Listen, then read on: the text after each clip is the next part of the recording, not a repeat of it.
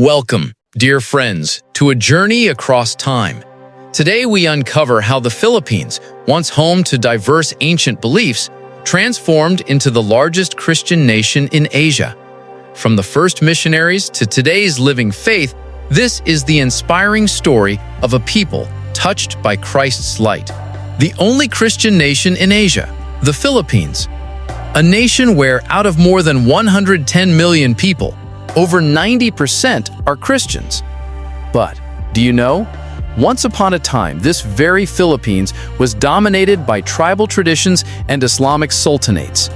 So then how did it become the largest Christian country in Asia?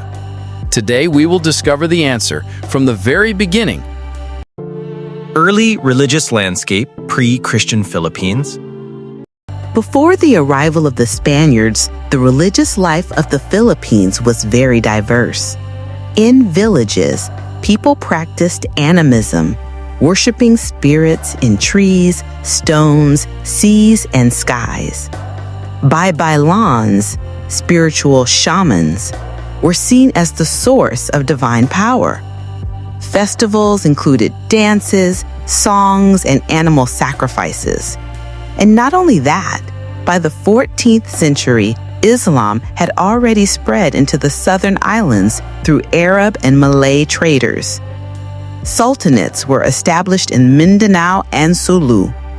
Mosques and Quran teaching had become common there. By this time, Christianity had absolutely no presence in the Philippines. Magellan and the first entry of the Gospel, 1521. March 16, 1521. Portuguese navigator Ferdinand Magellan, sailing under the Spanish crown, arrived in the Philippines. In Cebu, he met King Humabon and his queen. Magellan shared with them the message of Jesus Christ. Surprisingly, the king, queen, and over 800 people received baptism. On this occasion, they were given the image of Santo Niño, Holy Child Jesus, which even today remains the greatest symbol of faith in the Philippines. But Magellan's journey was not easy. In the Battle of Mactan, the local leader Lapu-Lapu resisted him, and Magellan was killed. Although his life ended, the seed of Christianity that he planted eventually transformed the destiny of an entire nation. Spanish colonization and missionary contribution, 1565 to 1898. Beginning of colonization. In 1565, Spanish governor Miguel López de Legazpi arrived in Cebu and established the first permanent settlement. By 1571, Manila was made the capital. From here, Christianity began to spread in an organized way. Missionary orders. Alongside Spanish rule, several Catholic missionary groups arrived. Augustinians, 1565, laid the foundation of churches and schools.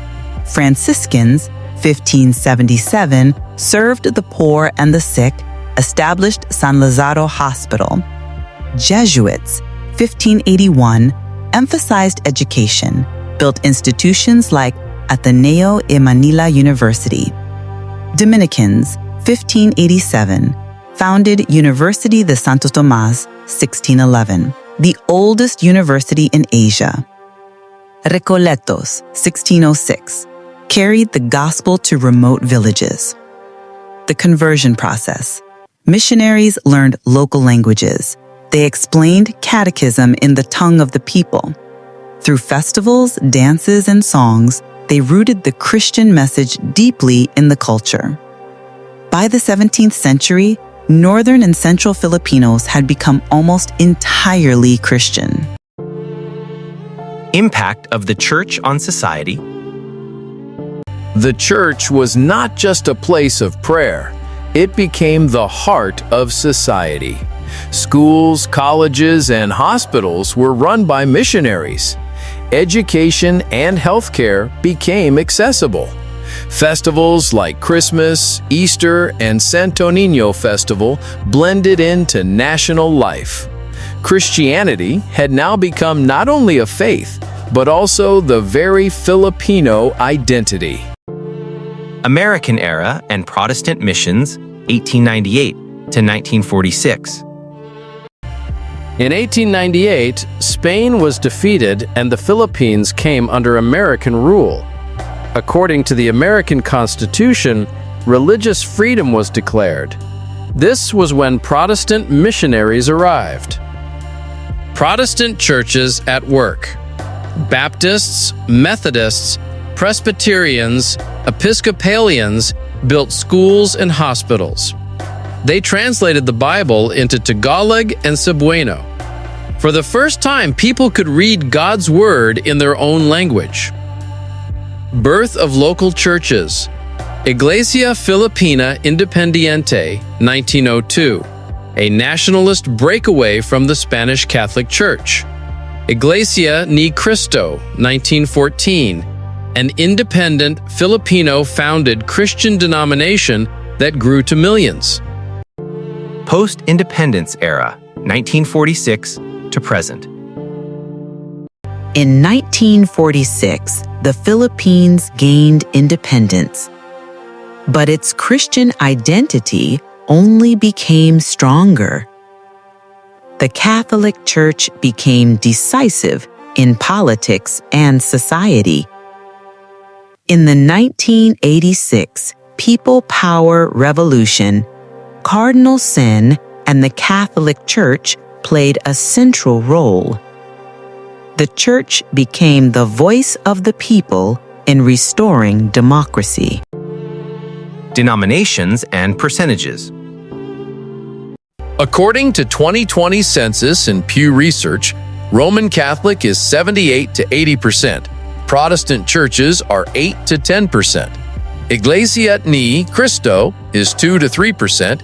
Independent Christian groups are 2 to 3%. Muslims and Mindanao, Sulu are 6 to 7%. Others or no religion are 1 to 2%. Clearly, the Philippines remains a Catholic stronghold, though Protestant and local churches are also active. Philippines in the global context. Roman Catholic population rankings. Brazil, number 1. Mexico, number 2. Philippines, number 3, the world's third largest Catholic country. Total Christian population rankings. USA, number 1. Brazil, number 2. Nigeria, number 3. Mexico, number 4. Russia, number 5. Philippines, around number 6 or number 7. In Asia, the Philippines is the largest Christian country. Today, missionaries from the Philippines are sent throughout Asia. Philippines today, a fortress of faith. Across the nation, church bells, crosses, and Christian traditions are everywhere. Semana Santa, Holy Week, Christmas, and Santo Niño Festival are part of national identity. Millions of overseas Filipino workers live in the Middle East, Europe, and America, carrying their Christian faith and spreading the gospel abroad. And conclusion. Friends, the story of the Philippines teaches us that from the small seed planted by Magellan, through the sacrifices of the Spanish missionaries, the contributions of American Protestants, and the faithfulness of local believers, together they transformed the Philippines into a fortress of Christ. Today, the Philippines is not just a nation, but a testimony that when God's word is planted in a land, it flourishes and transforms the destiny of a people. That is why today the Philippines is called the light of Christ in Asia. And so, the Philippines stands as a shining witness of faith, a nation where the cross of Christ became the heart of its identity. From the first steps of missionaries to the millions who worship today, This journey continues with hope. If this story touched your heart, do join our family by subscribing to Earth to Heaven, where faith, history, and inspiration meet. God bless you.